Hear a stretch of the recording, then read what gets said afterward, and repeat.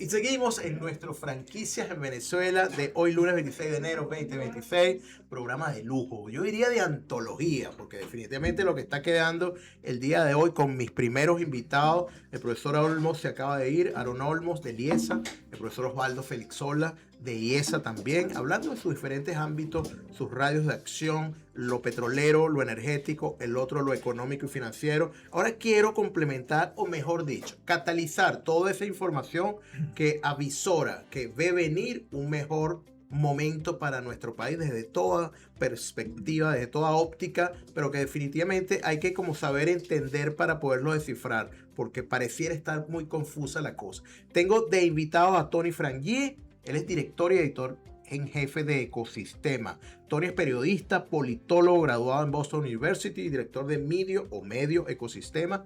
Escribe el newsletter Venezuela Weekly y ha escrito para medios internacionales como Bloomberg, The Economist, Foreign Policy, Político, entre otros. Bienvenido, Tony, ¿qué tal? ¿Cómo estás? Gracias, Jenny. Un gusto estar aquí y compartir contigo de nuevo en tu programa.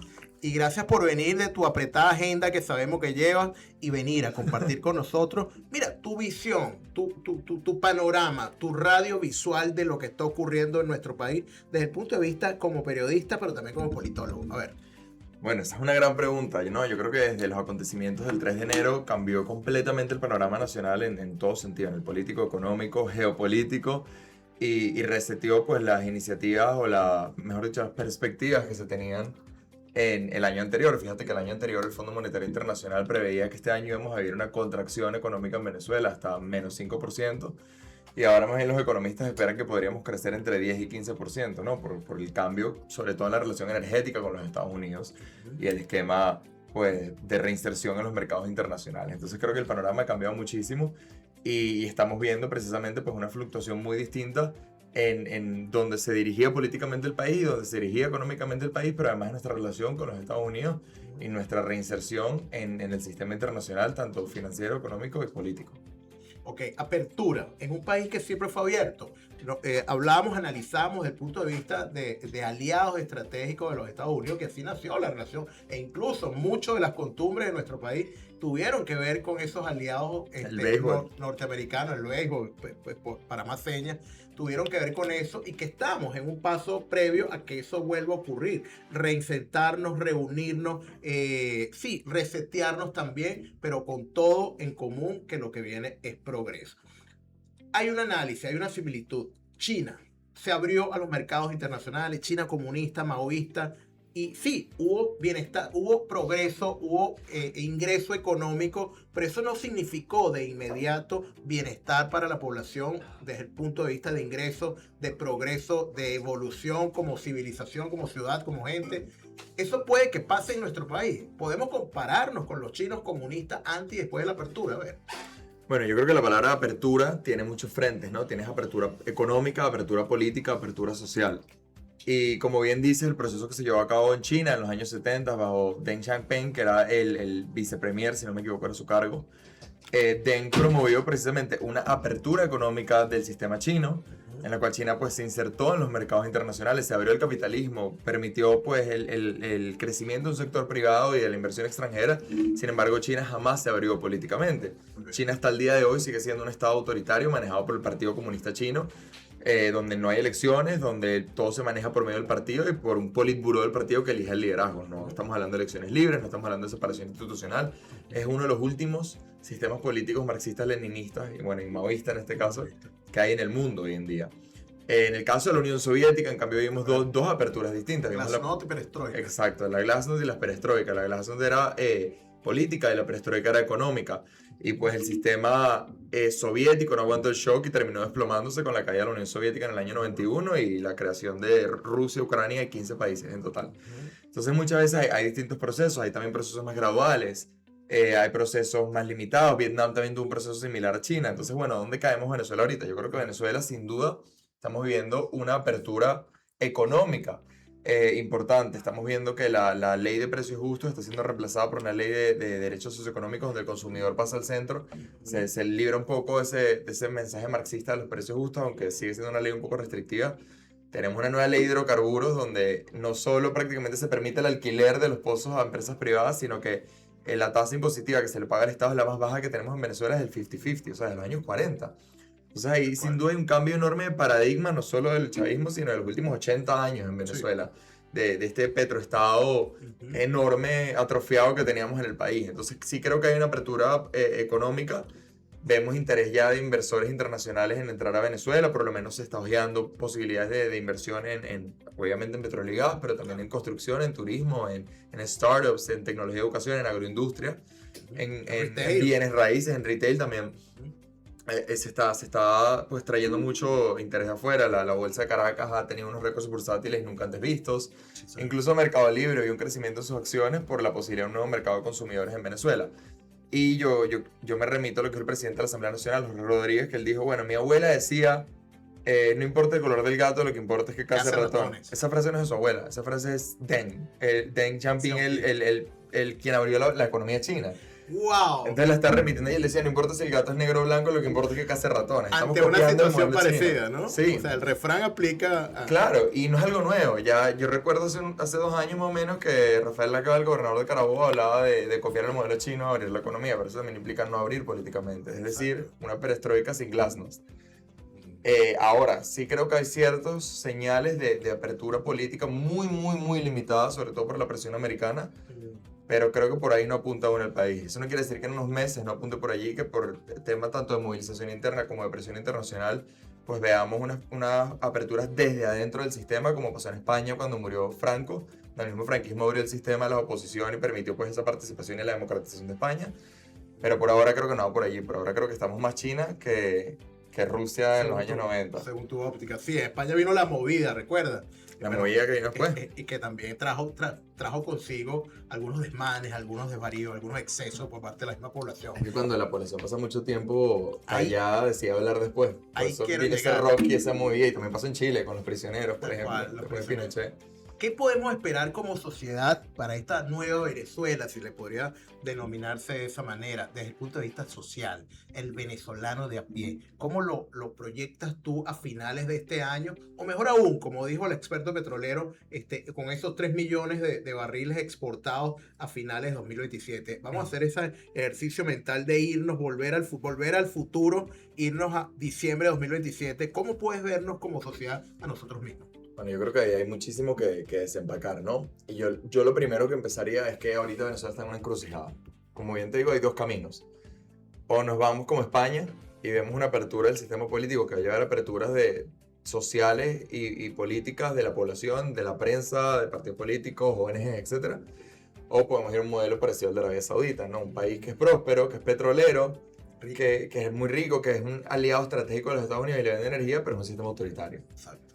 Entonces hay 2 encrucijadas y yo creo que eso también va a variar mucho el resultado final para la población, porque al final del día la tasa de crecimiento tan alto que vemos a mí me recuerda un poco a lo que vimos en 2022. Obviamente va a ser un esquema distinto porque probablemente damos una flexibilización del régimen de sanciones, ahorita con participación americana en la industria. Sin embargo, eso muchas veces termina generando pues desigualdades también profundas. En Venezuela hay estudios economistas que muestran que el crecimiento que hemos visto en los últimos años pues desproporcionalmente beneficia a los percentiles más ricos de la sociedad. Un 7%. Sí, un 7%, un 10%, es un porcentaje quizás un poco más alto, pero más que nada estamos hablando de, obviamente no es blanco y negro, pero de las clases profesionales que tienen acceso a dólares en las ciudades y que tienen acceso a la economía de bienes y servicios. Esos son más o menos los grupos que han sido beneficiados y que es una población pequeña. Entonces, yo creo que ese bienestar se distribuya correctamente va a tener que ver mucho en cuál es el tipo de reformas que se hagan y qué tan profundas sean esas reformas, porque si en Venezuela no se recupera precisamente condiciones laborales mejores y un sistema que permita pues que ese dinamismo fluya más allá de la industria petrolera y que se reactive además los sectores productivos como la industria petrolera, como la agroindustria, como la minería, como la construcción, vaya más allá de bienes y servicios, pues veremos una cuestión muy desigual, pero si sucede eso, y se reactivan los sectores petroleros y se reactivan pues, las condiciones y las protecciones sociales de los trabajadores y de los venezolanos, vamos a ver pues, un bienestar mucho más amplio, como el que ha pasado en países que inician procesos de recuperación. Yo pienso Japón y Alemania después de la guerra. Vieron esas tasas también de crecimiento muy grandes y una reconfiguración y reformulación de cómo funciona el Estado y la economía. Ahora, Venezuela tiene muchas ventajas y a mí no me sorprendería que si de verdad vamos en esa dirección de un restablecimiento de las garantías políticas y civiles para la población, de reconfiguración de las protecciones sociales y laborales de los venezolanos y de una economía pues menos desigual, veamos algo como tú dices como la movida.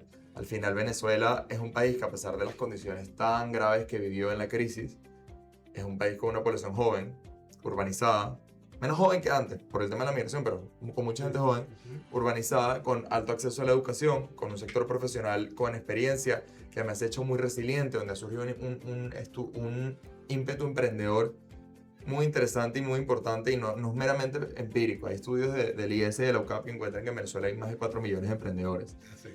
Entonces, es una población que pasó a tener ese locus de control externo en que todos sus problemas venían del Estado y el Estado se los tenía que solucionar a yo trato de solucionar mis propios problemas y tomar control de mí y que mi dignidad viene de mi trabajo propio. Entonces yo creo que un cambio de mindset en el venezolano, más todas esas ventajas y ni hablar la cantidad de recursos naturales que tenemos, que yo creo que augura que Venezuela puede ser una recuperación muy interesante y con muchas oportunidades a futuro que incluso pueden sacudir a la vecina Colombia. Estoy seguro. Bueno, ellos mismos están pendientes. Ellos mismos están muy pendientes ahora. A ver, hay una variable que no hemos tocado y es el tema de la diáspora. Dicho por algunos, migración, se habla de unos 8 millones de venezolanos, se habla de una nueva camada, de una nueva gesta de venezolanos que son los retornados. A esta hora no hay un venezolano de los muchos que están en todo el orbe, en todo el planeta, que no esté contemplando, más allá de cuán estable esté en esa nueva geografía, en volver a su país, de invertir en su país. ¿Cómo ves tú ese retorno? ¿Estamos preparados? ¿Infraestructura? ¿Vamos a recibir? ¿No vamos a ser sectarios y a segregar en alguna forma u otra? Yo escuché en estos días y me horrorizó como no, primero los que nos calamos, los que nos quedamos, o sea, no va a venir nadie, eso no es tan así. Pero ¿qué opinión te merece a ti, Tony Frankie? Bueno, hay de nuevo muchos elementos, ¿no? El primero que yo creo es que hay una fantasía de que en Venezuela van a volver los 8 millones que se fueron. Eso no va a pasar nunca. Cuando un país, no hay ningún país en la historia humana donde su diáspora entera haya retornado.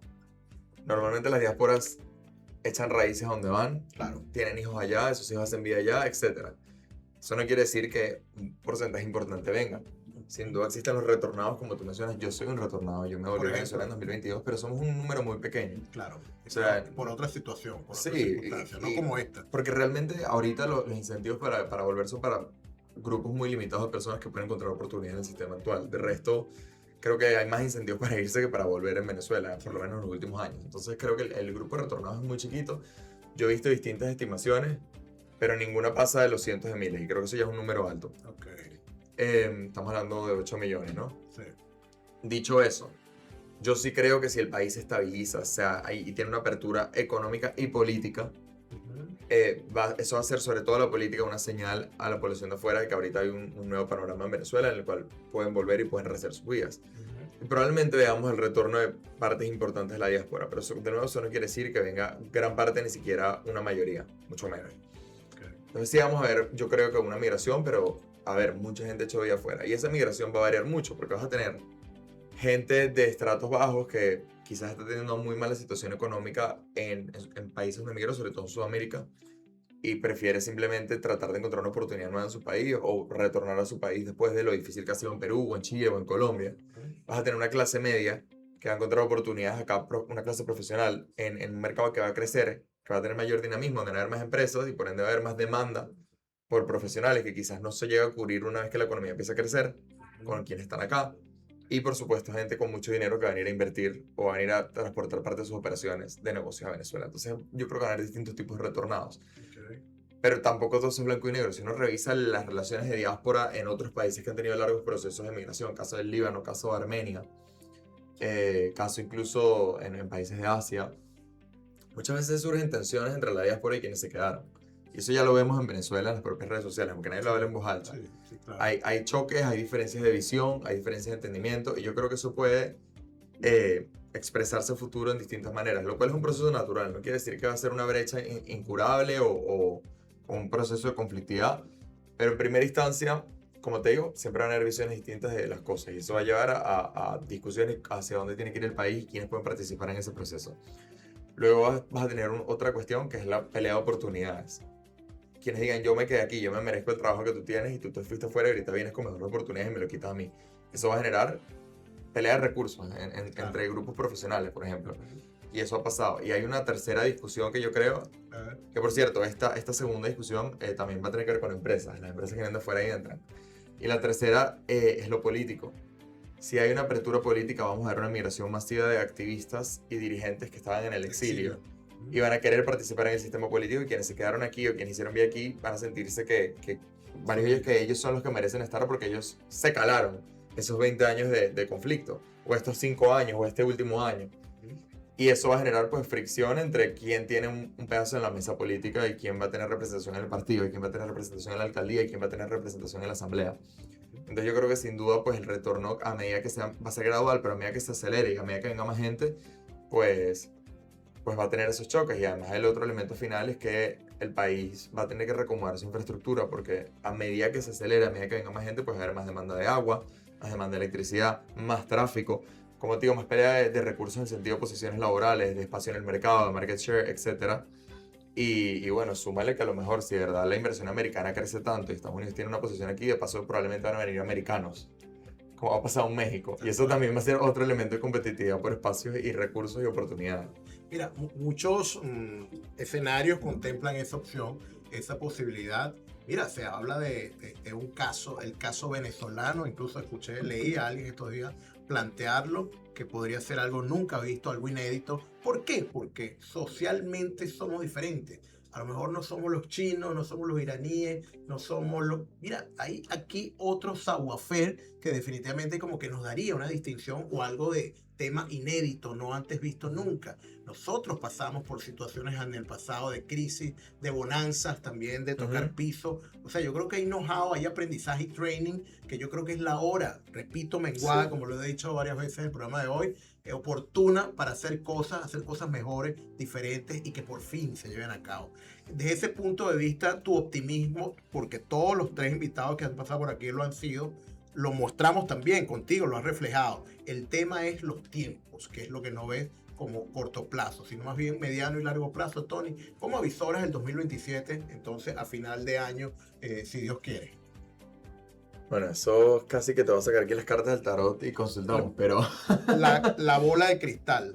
yo creo que, como te digo, Venezuela está en una encrucijada de dos caminos por los que se puede ir. Y uno es esta Arabia Saudita del Caribe, Con cualquiera de los dos. y Puede otro es bienestar. esta transición. Y va a variar muchísimo.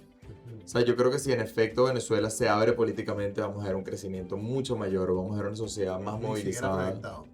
¿Cómo? Ni siquiera proyectado por nadie hasta ahora. Es que sería muy loco estar proyectando 2027 cuando ni siquiera estamos muy claros dónde vamos a estar en marzo. Final de mes. Exacto, entonces, sin duda una apertura política genera toda una serie de incentivos y de garantías jurídicas, legales y económicas que van a traer mayor crecimiento, mayor oportunidades para los venezolanos, y sin duda pues cambios muy importantes a todo nivel. Ahora sí, yo creo que nos vamos por el escenario de Arabia Saudita, también ver crecimiento pero a menor nivel, y creo que va a ser más desigual. Sí. Y vamos a ver un país muy limitado en muchos sentidos vamos a decir, un track record negativo en cuanto a temas, por ejemplo, de derechos humanos o de libertad de prensa. Y creo que esa no es la Venezuela que nadie quiere. Claro. Entonces, bueno, yo creo que ahorita estamos en la encrucijada. Creo que los próximos meses van a ser muy claros para entender hacia dónde vamos, sobre todo mediados de año. A medida que, por ejemplo, los plazos de la temporalidad del presidente, veamos qué sucede con eso y qué ventanas empiezan a abrirse allí. Y creo que ahí tendremos más claridad de qué dirección se dirige Venezuela. Y ahí hay que ponerle el ojo y ver pues cuál de esos dos escenarios nos vamos. Y leer tus publicaciones que están muy bien, de verdad las recomendamos. Gracias. Tony Frank Guiem en el Instagram, Tony Frank Guiem, termina en G-I-E-M, y @ecosistema G al final. Como magazine. Sí, como magazine. Muy bueno, de verdad lo Gracias. recomiendo. Muchas cosas que hemos conversado hoy las he leído en tus mismos portales, en tus mismas publicaciones. Ese newsletter está buenísimo. Pero danos un tip, danos una primicia, danos algo que todavía no hayas publicado para despedir esta tremenda entrevista contigo el día de hoy. Wow. Un tip o algo que no haya publicado. Publicado. Algo que ya hayas publicado, puede ser también, pues. Wow, déjame pensar. Bueno, ahorita estamos trabajando en una nota de los inversionistas de Estados Unidos que le han metido el ojo a Venezuela. Ya sacamos una sobre cómo eso despertó el interés. Pero lo que hemos encontrado es que aunque siga habiendo mucho interés y se ha hablado incluso de adquisición de startups locales y de invertir en distintos sectores, hasta ahora más o menos el consenso entre esos inversionistas es que aunque están revisando, analizando, investigando, visitando este año, probablemente la inversión no venga este año. Porque todavía están esperando más seguridad jurídica y más estabilización y más claridad en el panorama antes de invertir. Entonces creo que eso es más o menos donde apunta ahorita. También pronto vamos a publicar, Dios mediante hoy, una nota sobre Venezuela en el Foro Económico Mundial en Davos, donde yo estuve el año pasado. ¿Estuviste? Por Dios, sí. Y bueno, lo que estuve hablando con Venezuela, los pocos venezolanos que estuvieron allá este año, es que Venezuela no figuró tanto. A pesar de que se pensaba mucho, no hubo tanta discusión, precisamente porque todavía hay mucha espera de hacia dónde se dirige el país, pero también porque el tema de discusión fue Groenlandia, que desplazó muy rápidamente a Venezuela. Claro, Entonces no estuvo tan presente. claro. Y vuelves a Davos. A Davos, como le dicen allá. No, bueno, por ahora no. Davos todos los años el Foro Económico Mundial invita a una delegación de menores de 30. Yo fui en el año pasado, pero todos los años pues cambia el liderazgo de los menores de 30, de los Global Shapers, se llama esa red de menores de 30. Correcto. Pero bueno, quién sabe más adelante en otras oportunidades hay otras comunidades del foro para gente ya más grande, de 30 a 40 a lo mejor. Espero algún día entrar a una de estas comunidades, todavía falta para ello. Son procesos, pero creo que si eso sucede, pues habrían oportunidades nuevas para ir a Davos. Mira, alguna anécdota de esa visita tuya allá. Te escuché en otra entrevista de radio, muy ameno, de verdad, las anécdotas que tenías con tus roommates y todo esto. A ver, para cerrar. Bueno, yo sigo que Davos es una cantidad infinita de anécdotas, es una anécdota en sí sola. La gente con la que estuve, menores de 30, de verdad me hacían sentir que tenía síndrome del impostor. De hecho, eso fue casi un incentivo importantísimo para yo terminar de crear ecosistema. Yo estaba con un shaper de Boston, un chino, pero vivía en Boston, que estaba trabajando en... Él decía como... Era inmortalidad, pero no es realmente inmortalidad, sino es un tema de descargar información del cerebro en sistemas de computadora. Y él está investigando eso en MIT y en Harvard. Wow. Y tenía ya 17 papers publicados a los 27 años. Tengo otra chama amiga mía, Kiri, ella es de Múnich, bueno, es noruega, pero vive en Múnich. Ella tiene un startup de energía verde y bueno, emplea más de 40 personas en desarrollo de energías renovables en Alemania y en Europa del Norte. Estaba... Es verdad, unos perfiles impresionantes. Estaban shapers de África, shapers de Asia, un shaper de Mongolia que tiene su propio medio de comunicación. Él decía que él lo basó en Vox, hizo un Vox en Mongolia. Yo le digo, bueno, ahorita yo hice un Business Week, pero para Venezuela, que es ecosistema, ¿no? Pero fue una maravilla. Me reuní con la primera dama de Singapur y tuvimos una discusión fantástica sobre el tema del idealismo y el humanismo en la época de la inteligencia artificial. Vi a David Beckham, vi a Milei, a Zelensky, a Ursula von der Leyen hablar en vivo. Conocí a Tom Daly, el nadador, conocí a Mel B, la Spice Girl, y me tomé una foto con ellos. ¿En serio? Sí, fue una cosa muy loca. Estaba Ricardo Hauman y bueno, quería conversar con él un rato y terminamos hablando, fue con el primer ministro de Bután un buen rato. Bueno, se nos acercó un señor de Bután, él sí lo conocía, yo no, yo estaba hablando y a mitad de la conversación Hauman me dice, mira, este es el primer ministro de Bután. Entonces es una cuestión de verdad muy loca. Mis amigos de Ian Bremmer, que es una eminencia en el campo de geopolítica, ahorita en mi pen pal casi. También conocí a Sir Robin Niblett de Chatham House, muy simpático. Él le presté una camisa porque tenía un problema con camisa y le presté una porque se quedaba en mi hotel. Fue de verdad una cosa maravillosa y una experiencia de la que estoy muy agradecido. Y qué bien representados estuvimos contigo allá. Gracias. ¿Vale? Qué orgullo como venezolano que tú estés ocupando esos espacios y haciendo lo que mejor te sale, Tony, que definitivamente lo comunicacional y esa embajada venezolana que en cualquier parte del mundo que esté nos representa. A ver. Sí, y hubo buena representación. También estuvo Verónica Ruiz del Viso, Claudia Valladares, Roberto Patiño y por supuesto Ricardo Hauman. Y un venezolano también del Hub de Santiago de Chile, de los Shapers, Alejandro, que bueno, ya eso nos hace creo que 6 personas venezolanas ese año. Este año fueron menos, pero también tuvimos representación. Con Camila Colmenares, de parte de los Shapers de Caracas. Muy buen nivel, de verdad, y repito, nos representa con mucho orgullo a la venezolanidad y nada más que en Davos. Buenísimo, Tony. Bueno, se terminó esta entrevista contigo. Agradecido, volverás, debe ser un invitado recurrente de nuestros espacios. Gracias. Director y editor en jefe de Ecosistema, por favor síganlo, @ecosistema G, Ecosistema Magazine, algo así, y estuvo el día de hoy con nosotros con estas informaciones de altísimo valor. Gracias, nos veremos pronto. Nos vemos, gracias a ti por invitarme. Listo.